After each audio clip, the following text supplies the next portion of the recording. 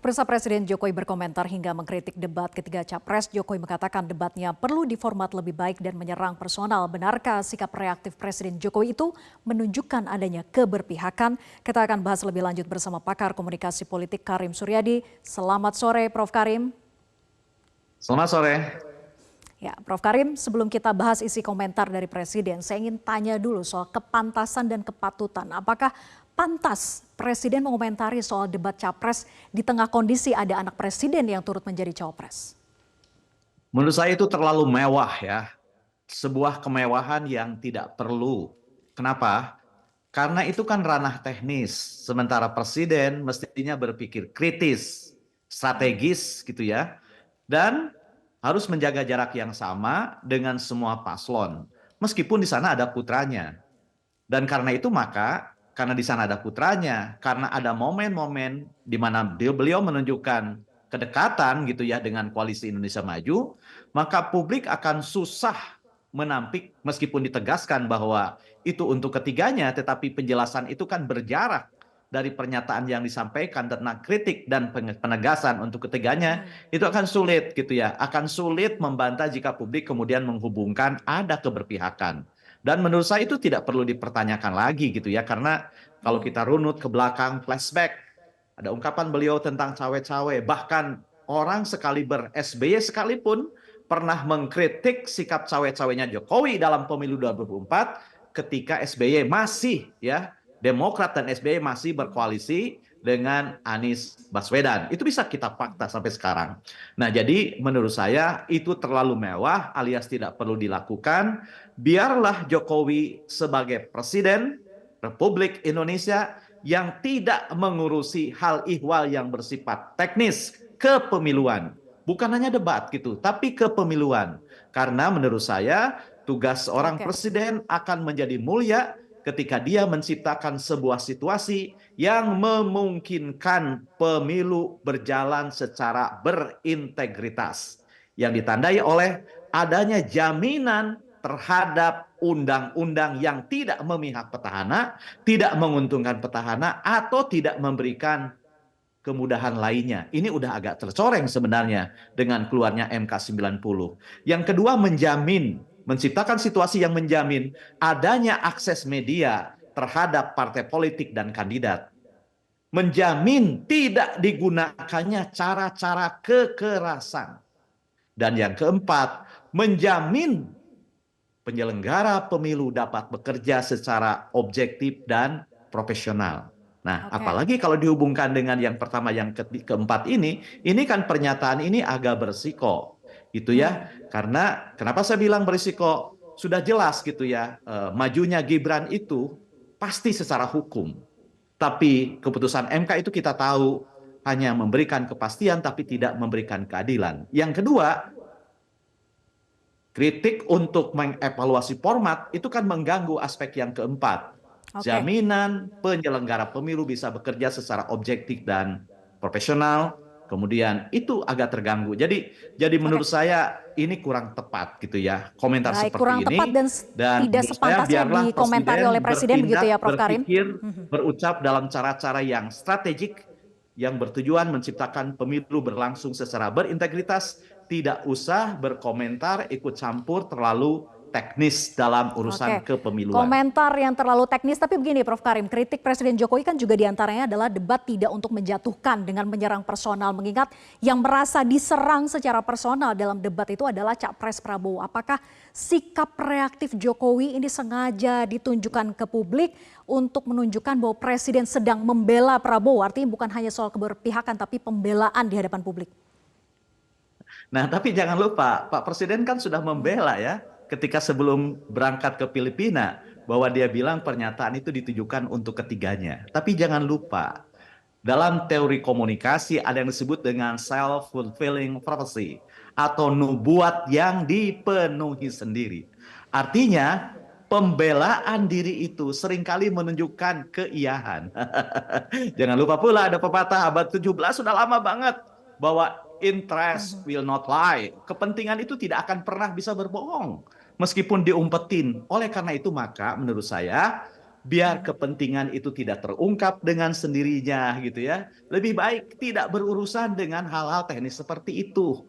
Jadi Hmm. dari lubuk hati yang paling dalam dengan segala hormat yang paling hormat, saya berharap kembalilah Pak ke jalur presiden yang sesungguhnya, nggak usah terlalu berkomentar terlalu teknis soal Hmm. kepemiluan, sebab publik akan membaca. Bapak sudah katakan ketika Gibran diusung sebagai cawapres, sebab sudah katakan tugas orang tua itu hanya merestui dan mendoakan.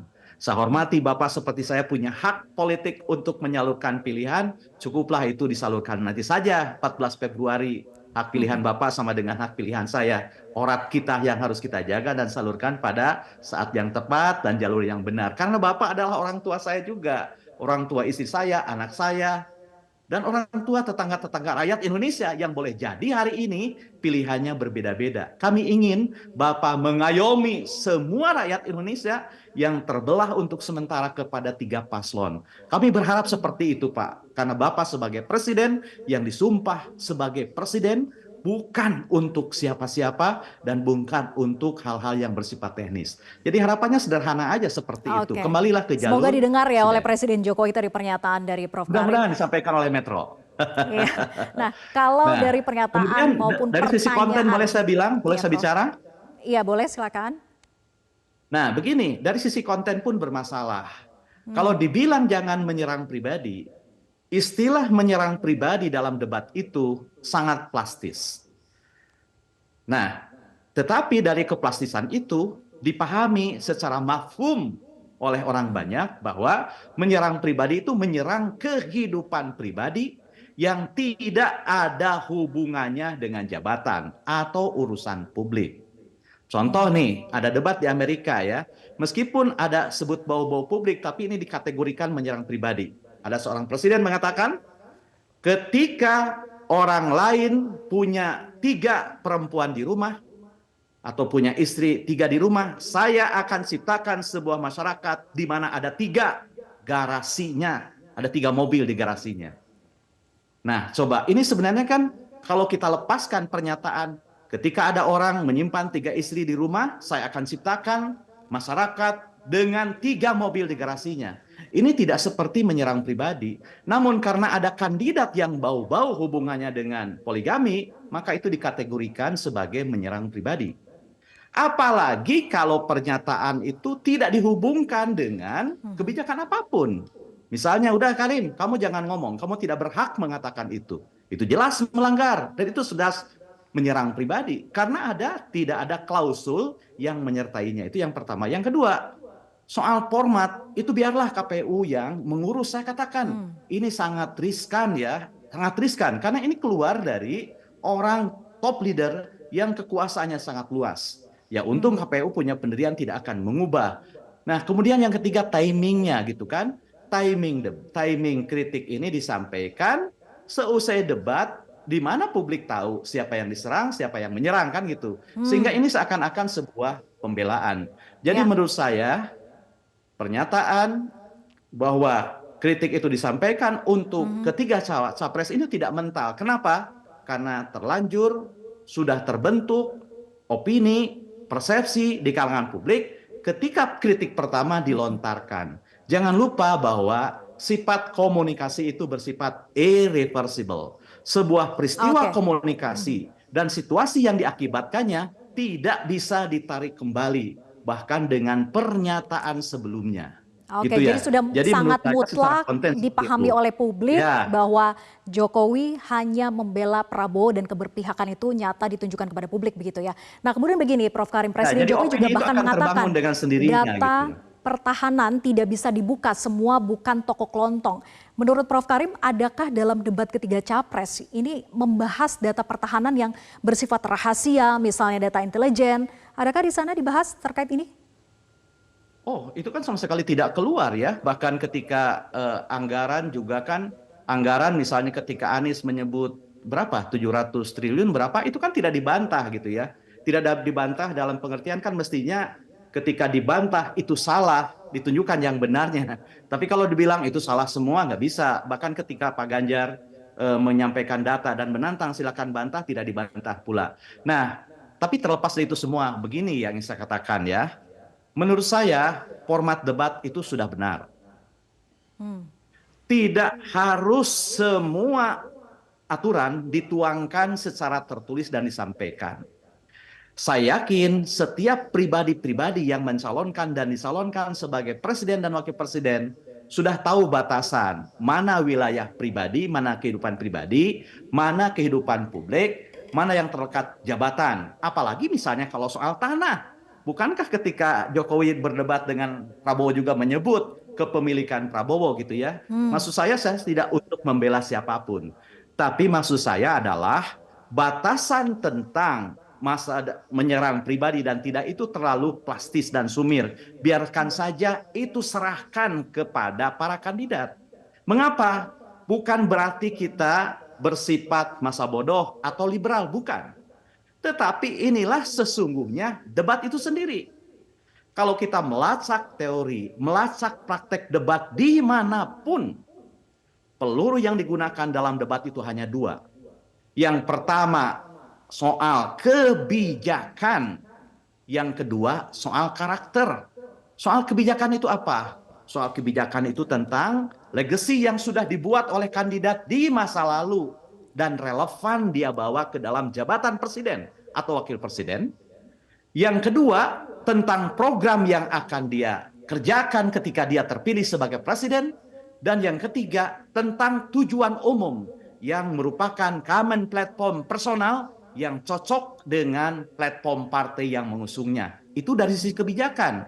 Dan kita lihat gitu, ketika misalnya gubernur berbicara tentang pengalaman gubernur, Prabowo berbicara tentang dunia militer, pengalaman militernya, it's okay, itu soal legacy. Program disampaikan visi misi. Common platform misalnya, bagaimana kesetujuan dia, ketidaksetujuan dia atas program yang diajukan oleh kandidat lain. Termasuk menguji apakah program janji yang disampaikan itu sesuatu yang masuk akal atau sekedar perjudian belaka. Yang kedua, publik bukan hanya ingin mendengar apa yang akan dikerjakan, tapi publik pun ingin melihat, ingin membandingkan karakter kandidat yang tampil. Kenapa? Karena kepemimpinan itu kan bukan soal kognitif, bukan soal pengetahuan, bukan soal niat yang hanya bisa dikonfirmasi di akhirat. Tapi kepemimpinan serangkaian titik-titik karakter yang menghubungkan jalannya pemerintahan itu. Apalagi jabatan seorang presiden dan wakil presiden, di mana semua kekesalan publik, harapan publik, kecemasan publik, ketakutan publik ditujukan kepadanya gitu. Di antara lembaga-lembaga negara yang disebut dalam undang-undang, presiden dan wakil presiden itu, atau lembaga kepresidenan itu, lembaga yang paling menonjol dan paling diharapkan perannya.